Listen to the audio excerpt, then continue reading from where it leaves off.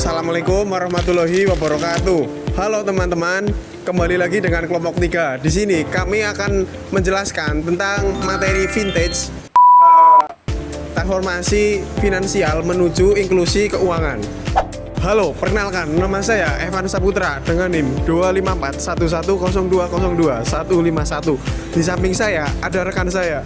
Saya Vivia Marta Cahyani dengan NIM 254110202-182. Oke, dan selanjutnya Saya Rene Safitri dengan NIM 254110202-169. Oke, selanjutnya Saya Gina Fezatul Hanunah dengan NIM 254110202-155. Oke, terima kasih untuk perkenalannya. Halo teman-teman, pernah nggak sih kalian ngerasain kalau debat fisik sekarang ini makin jarang dibuka loh? Dulu kalau urusan itu identik sama antri di bank dan cari di ATM loh. Tapi sekarang semua sudah pindah satu genggaman. Mau transfer, bayar listrik, sama investasi, cukup satu aplikasi. Fenomena ini disebut dengan vintage finansial teknologi, yaitu gabungan antara layanan keuangan konvensional dengan kecanggihan teknologi digital.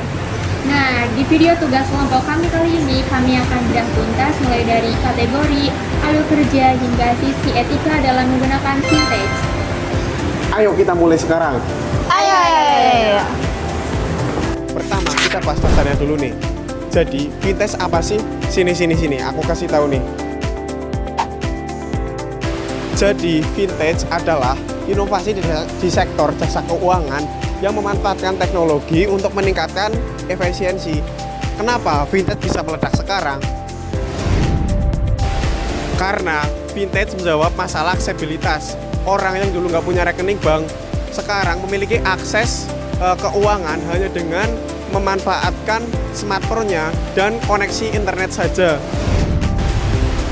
Singkatnya, vintage merobohkan tembok hambatan antara masyarakat dan layanan finansial. Biar nggak bingung, kita bagi vintage menjadi 4 pilar utama. Yang pertama, ada digital payment. Contohnya ada OVO, GoPay, ataupun Dana yang kita pakai sehari-hari. Yang kedua, ada P2P Leading, platform yang mempertemukan pemberi pinjaman kepada peminjam tanpa lewat bank. Yang ketiga, ada digital investment, di mana sekarang investasi ataupun reksadana bisa dimulai dari 10.000 aja lewat aplikasi.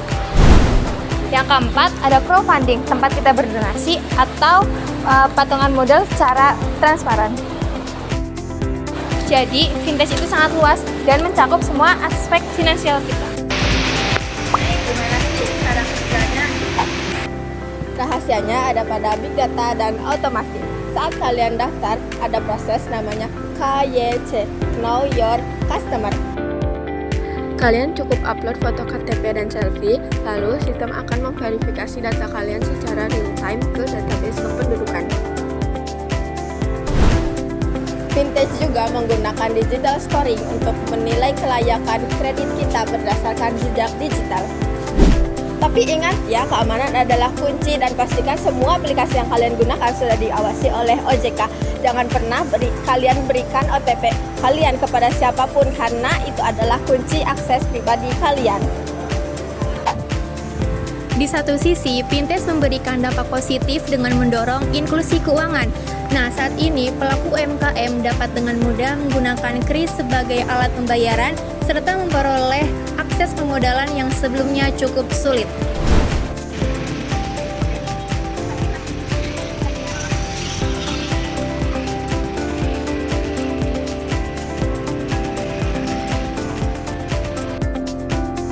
Namun, kemudian ini juga perlu disikapi dengan bijak karena dapat memicu perilaku konsumtif. Fitur seperti pay later itu bisa menjadi bumerang apabila tidak diimbangi dengan literasi keuangan yang baik. Nah, oleh karena itu, gunakan vintage untuk hal-hal yang produktif, bukan hanya untuk memenuhi gaya hidup.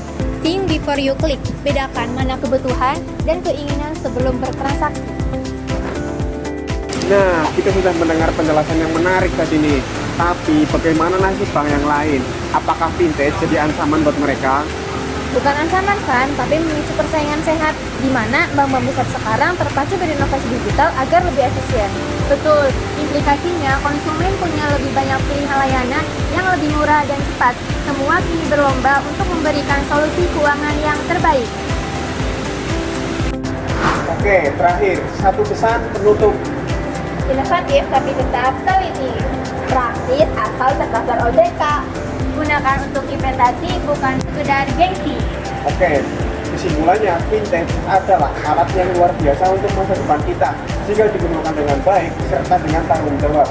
Saya pamit undur diri atas nama Evan. Naya, Gina. Vivi. Kami mengucapkan Minal aizin wal faizin. Mohon maaf lahir dan batin. Assalamualaikum warahmatullahi wabarakatuh. Dadah. I just had to let you know you're